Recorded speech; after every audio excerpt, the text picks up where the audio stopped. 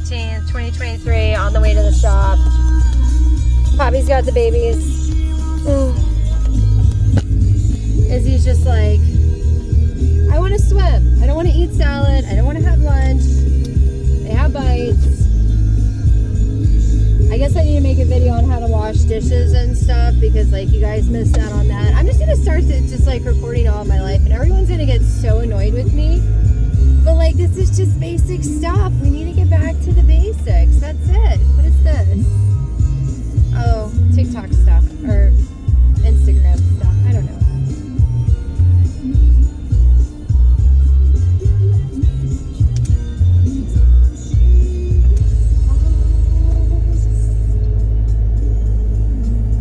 I have people to catch me when I fall.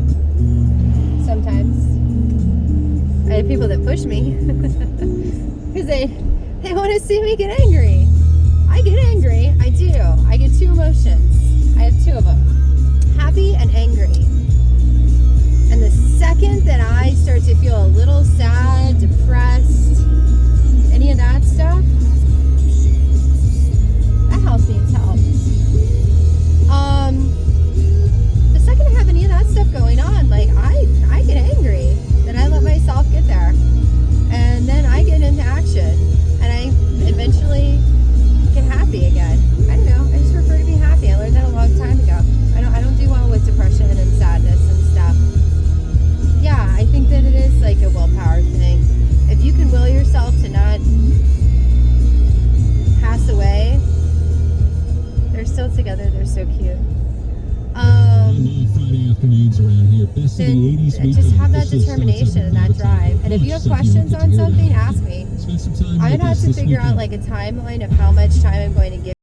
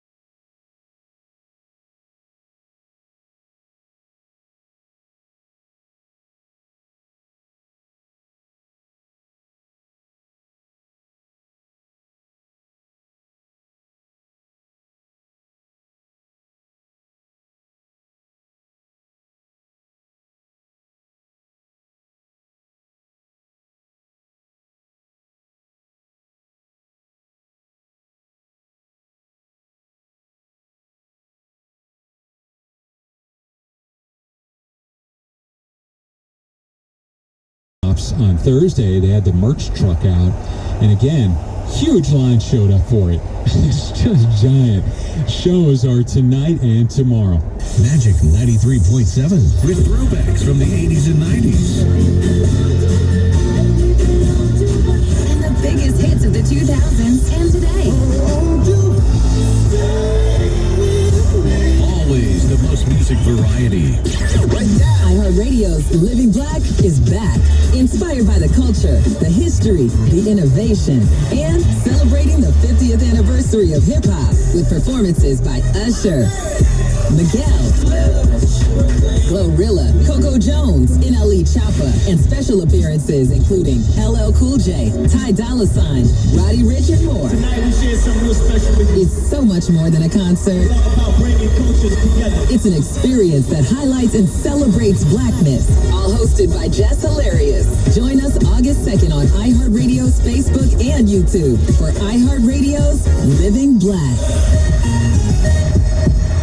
Do it. Take the first step towards LASIK and score a great deal at LASIK Plus today. Right now, LASIK Plus is offering $1,000 off their Wavelight laser when treated in July. That's $500 off per eye with guaranteed financing. Visit mylasicoffer.com for details. From the Silver Slipper Casino Hotel Traffic Center on the beach in Hancock County. And if you're traveling in Stone County, we've got an accident southbound Highway 49 at North.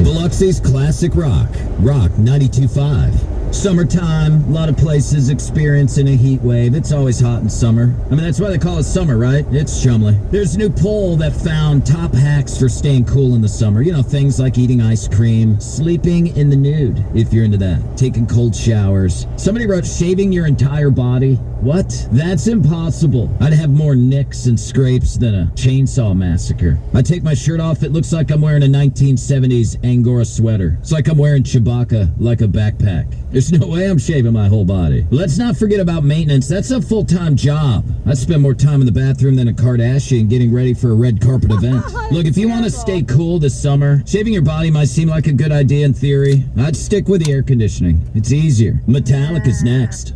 From the Silver Slipper Casino Hotel Traffic.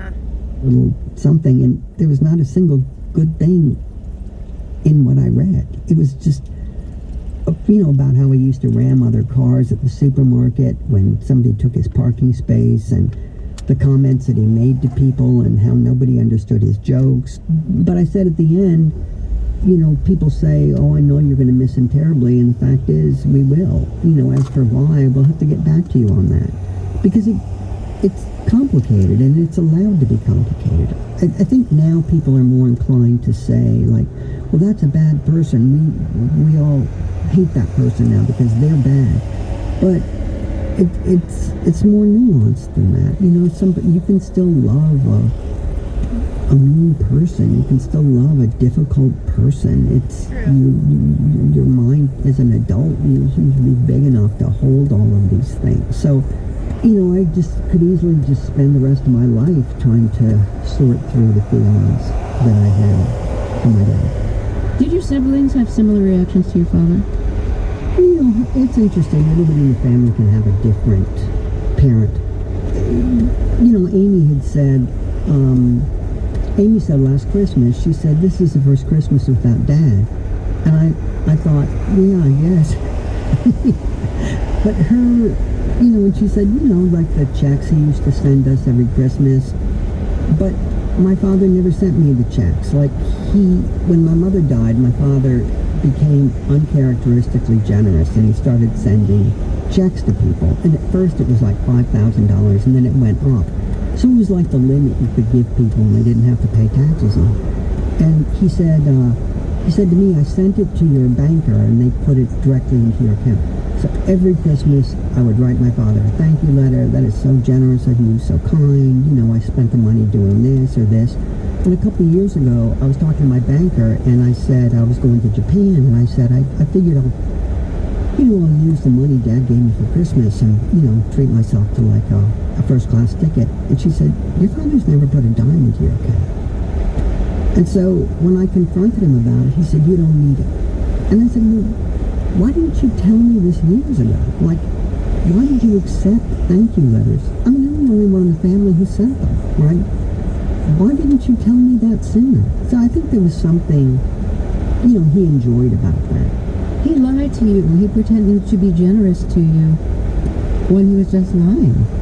Well, my father was a perfect preparation for having Donald Trump as president. Just outrageous lies.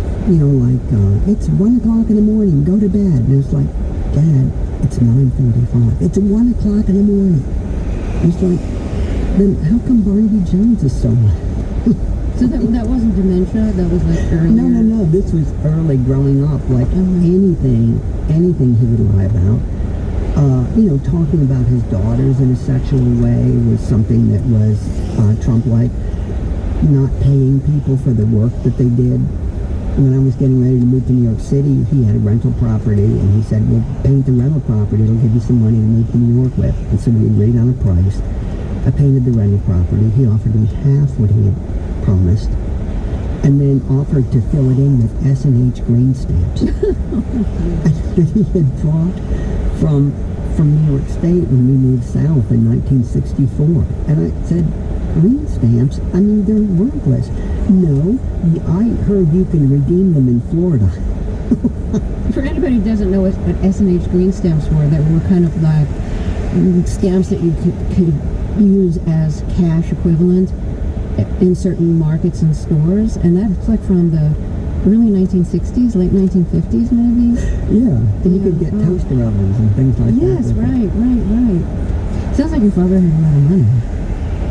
Yeah, he did, but it was my mother's money. My mother had a wealthy aunt who died. We never knew how much money it was, but in 1970, our lives kind of changed. And my parents went to the funeral in Ohio and came back in a Cadillac. And they sold the Cadillac, but the Cadillac had like a fur throw in the back seat. My aunt had married, my mother's great aunt had married two wealthy men in Cleveland. And one was associated with Black & Decker, like, maybe he founded it or something like that, and the other one had a big department store. And she was childless, the aunt, and so the money was divided between nieces and nephews. And so we never knew the amount, but in 1970, my mother got $250,000, which was a fortune back then. So my father took it away from her and invested it. But if you went to my father's house, the air conditioner was set to like 87. The last time I went to my dad's house, and he was, cognizant, he led me around through the house with a flashlight. And I said, are the lights out? No, he just didn't want to burn the electricity. Right? If you saw him on the street, you would think, that old man is going to ask me for money. So he lived in his later life, he lived like a pauper. Let me reintroduce you here and take a break, and then we'll talk some more. If you're just joining us, my guest is David Sedaris, and his new collection of essays is called Happy Go Lucky. We'll be back after a short break. This is Fresh Air. Good afternoon. You're listening to MPB Think Radio, and your next stop could be at the B.B. King Museum and Delta Interpretive Center as they present a book talk by Dr. C. Sade Turnipseed, Field Hollers and Freedom Songs, an exploration of American musical heritage featuring Cotton in My Hands, Thursday, July 13th through Thursday, July 20th in Indianola, Mississippi. For more information, mpbonline.org. Click the community tab for Mississippi events. You're listening to MPB Think Radio. Support for MPB comes from the Community Foundation for Mississippi, connecting donors, communities, and nonprofits to make lasting changes for Mississippi for good forever. More information at formississippi.org. This is Fresh Air. Let's get back to my interview with David Sedaris. His new collection of personal essays is called Happy Go Lucky. I want you to read another excerpt of one of your essays. And this is basically about you and your siblings around your father's deathbed. You always think that if you gather around and really concentrate, the person on the bed will let go. We were all there. You imagine yourself saying to friends, and in an odd way, it was sort of beautiful. So you become solemn and silently sit, watching the chest unsteadily rise and fall. You look at the hands as they occasionally stir, doing some imaginary last-minute busy work. So you're imagining a deathbed scene as you and your siblings are sitting around your father's bed. But it didn't work out in that kind of beautiful way where everybody's together as the parent kind of, dies. How did it work out? He lived for another 4 or 5 days. But just sort of in a weird kind of neither here nor there state. And he was on morphine, so he wasn't in pain. But it really wasn't a bad death at all. I mean, my father fell when he was 95, and he couldn't return home anymore, so he moved into this place, this assisted living facility. And then as he got even older, he kind of developed dementia, and he forgot that he was a difficult person. And the last time I saw my father and he was cognizant, he was fantastic. He was just this little gnome, this little cheerful gnome. Nothing bothered him. He had no criticism for anyone. And I don't know if he was there all along and he was just like an onion and covered in these layers of like rage and disappointment, and that was his little core finally like shining through. But I felt so fortunate that I was able to be in the presence of that lovely person. One of the things that really changed about him is he said at some point, that he voted for Trump, but he realizes now that was a mistake, that Trump had lied, and that, Biden is okay. And you were astonished. Oh, I never thought I would hear my father say I was wrong, About anything? About anything. But one of the differences, though, and it was something my father and I shared, after the election, I let it all go. I mean, I could have won any news quiz during the Trump years. The New York Times has that weekly news quiz. Always aced it. I knew everything that was going on. And I just kind of let everything go. And my father, when he moved into the assisted living facility, the television was too complicated, and he couldn't figure it out. And he lived with listening to Fox News and conservative talk radio. That was on all the time, and it kept him at a constant boiling point. And now, for the first time, he didn't know how to make that happen, and then he kind of forgot that he cared about it in the first place. The conservative news networks are, among other things, pretty homophobic. So did that ever influence his feelings about you, watching all that ultra-conservative news? Well, I remember a couple of years ago when there was a vote in North Carolina to make gay marriage unconstitutional. And it was already unconstitutional in the state, but this was to make it extra unconstitutional. And my father voted for it. And I was in North Carolina, and he told me he voted for it. And I said, why would you do that? And he said, it sends a wrong message.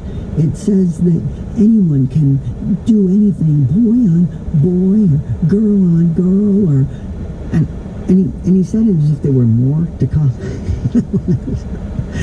but he didn't. When I questioned him on it, he didn't have a straight answer for me. I said, my niece, her aunt is gay and wants to marry her girlfriend. How is that sending a wrong message to Madeline? But he couldn't even really, it was just something he'd been told by his networks, right? But he didn't exactly remember the exact reason, you know. He had cut you out of his will without telling you. He wanted you to find out after he died, but you found out before he died. And you were really offended. It's not like you needed the money. You have plenty of money. But for him to do that and not tell you seemed like a real insult. And you confronted him about it, and then he told you that maybe he'd leave you a modest sum, but you couldn't let your boyfriend, Hugh, your boyfriend of 30 years, Hugh, have any of it, that he couldn't touch it. What message did that send you, both about yourself and about your relationship with Hugh? Well, he'd said a number of things in the past, you know, like that Hugh was just with me because he, you know, for money or what, you know, which to me sends a message that lovable, that someone might take advantage of me, but nobody would ever love me, you know. And likewise, Hugh and I had been together for like 25 years, and when he said that? No, when there was a woman I used to live with in Chicago. She had an extra room in her house, and I was getting ready to move to New York, and she said, "Why don't you move in here? You know, I won't charge you any rent. You can save up money for New York." Her name is Evelyn, and my dad met Evelyn, and Hugh and I had been together for 25 years, and I said, "Oh, I'm going to go to Chicago, and I'm going to see Evelyn." He said, "She's a great gal. Why don't you marry her?" And I said, I've been with Hugh for 25 years, and why would she want to marry a gay man, right? What makes you think she has so little respect for herself that she want to marry? Oh, you can perform once a month. And I thought, ugh. But I mean, 25 years Hugh and I had been together, and that just when I thought that my father could kind of wrap his mind around it, I realized he hadn't at all. David Sedaris speaking with Terry Gross last year. His collection of personal essays, titled Happy-Go-Lucky, is now out in paperback. We'll hear more of their conversation after a break, and Justin Chang will review the latest Mission Impossible film. I'm David Bean Cooley, and this is Fresh Air.